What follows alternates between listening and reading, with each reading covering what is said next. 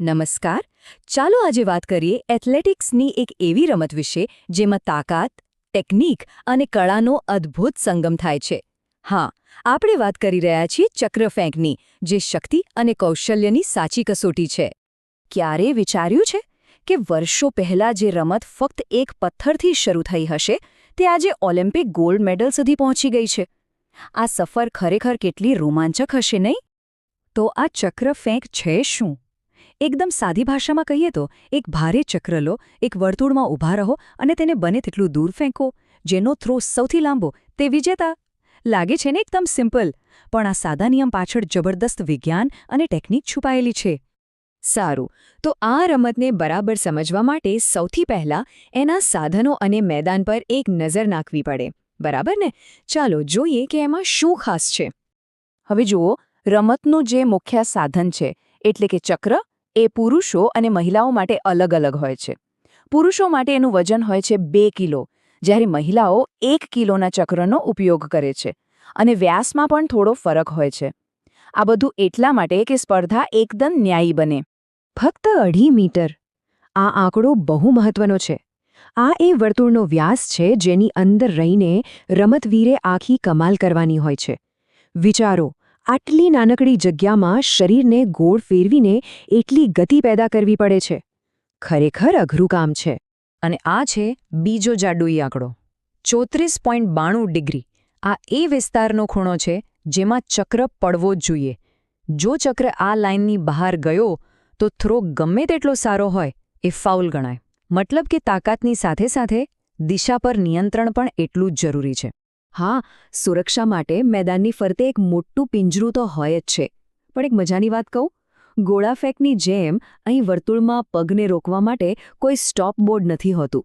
આનો સીધો મતલબ એ છે કે બધો આધાર ખેલાડીના પોતાના શરીરના સંતુલન પર છે, જે આ રમતને વધુ પડકારજનક બનાવે છે. ઓકે, તો મેદાન તૈયાર છે, સાધનો હાથમાં છે, પણ હવે નિયમો શું કહે છે? એક સામાન્ય થ્રો અને એક રેકોર્ડ બ્રેકિંગ થ્રો વચ્ચે આ નિયમોનું જ તો ફરક હોય છે ને.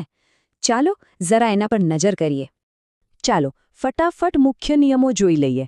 પહેલો નિયમ, થ્રો ફક્ત એક હાથથી જ કરવાનો. બીજું, ફેંકતી વખતે વર્તુળની લાઇન પર પગ ન જવો જોઈએ. ત્રીજું, ચક્ર પહેલા નિશ્ચિત સેક્ટરમાં જ પડવો જોઈએ. અને સૌથી અગત્યનું, ચક્ર જમીન પર પડે એ પહેલાં વર્તુળની બહાર નીકળવાની ઉતાવળ નહીં કરવાની. બસ એટલું ધ્યાન રાખવું પડે. આ વાત છે ને, બિલકુલ સાચી છે. એક નાનકડી ભૂલ અને તમારી બધી મહેનત પાણીમાં. તો ચાલો જોઈએ કે મોટા ભાગે ખેલાડીઓ કઈ ભૂલો કરે છે જેનાથી ફાઉલ થાય છે. તો સૌથી કોમન ફાઉલ કયો? પગનો. થ્રો કરતી વખતે જો ભૂલથી પણ પગ વર્તુળની લાઇનને અડી ગયો અથવા તેની બહાર નીકળી ગયો એટલે તરત જ ફાઉલ. શરીર પર કમાલનો કંટ્રોલ જોઈએ. બીજો સામાન્ય ફાઉલ છે દિશાનો. તમે ભલેને વર્લ્ડ રેકોર્ડ જેટલું દૂર ફેંક્યો હોય, પણ જો એ ચક્ર પેલા 34.92 ડિગ્રીના સેક્ટરની બહાર પડ્યો તો એ ગણાશે જ નહીં. શક્તિ અને દિશા બંનેનું બેલેન્સ જોઈએ. અને આ છે ધીરજની કસોટી. ચક્ર હવામાં છે, દૂર જઈ રહ્યો છે, પણ ના, ઉતાવળ નહીં કરવાની. જ્યાં સુધી એ જમીનને અડે નહીં ત્યાં સુધી વર્તુળની બહાર પગ મૂક્યો તો ફાઉલ. આ નિયમ ખેલાડીના સંતુલનની પણ કસોટી કરે છે. સારું, નિયમો તો ઠીક છે, પણ આટલી બધી તાકાત આવે છે ક્યાંથી? આખી રમતનો જે જાદુ છે ને, એ એની ટેકનિકમાં છુપાયેલો છે. ચાલો આ જટિલ પ્રક્રિયાને થોડી સરળ બનાવીને સમજીએ. તો આખી પ્રોસેસને આપણે 4 ભાગમાં વહેંચી શકીએ. પહેલું, યોગ્ય પકડ અને શરૂઆતની પોઝિશન. પછી આવે છે પરિભ્રમણ, એટલે કે શરીરને ગોળ ફેરવીને ગતિ પેદા કરવી. ત્રીજું, સૌથી મહત્વનું, યોગ્ય સમય અને યોગ્ય ખૂણા પર ચક્રને હવામાં છોડવો. અને છેલ્લે, ફાઉલથી બચવા માટે સંતુલન જાળવવું. અને આ બધું આંખના પલકારામાં. કોઈ પણ રમત ફક્ત નિયમો અને ટેકનિકથી નથી બનતી.